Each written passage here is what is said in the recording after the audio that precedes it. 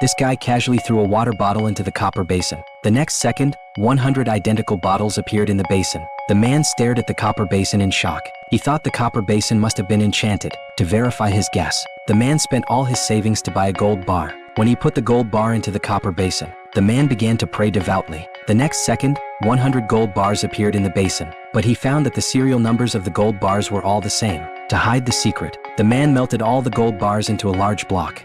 He sold the gold to a jewelry store for $30 million. The man thus achieved financial freedom, but he immediately went to the shopping mall and bought all the food and drinking water. There were even a large amount of warm clothes. Neighbors were confused by the man's actions. They even mocked him for being crazy. But what they didn't know was, a deadly cold wave would sweep across the earth in 3 days. Many people would freeze to death. Because the man had long known this information, so he had stockpiled a lot of supplies in advance. He even bought a super villa. The villa's doors and windows were not only bulletproof, it was also equipped with many weapons. Soon the blizzard arrived as scheduled. The outdoor temperature instantly dropped to minus 30 degrees. The streets were all frozen over. Many people also turned into ice sculptures. At this time, the man was hiding in a warm shelter. Although he was surrounded by piles of survival supplies, in this doomsday crisis, he still didn't feel a sufficient sense of security. So the man used the copper basin to replicate more food and weapons, until they filled the entire warehouse. Then the man stored all the things in the copper basin. Apparently, this basin not only had the function of replicating items,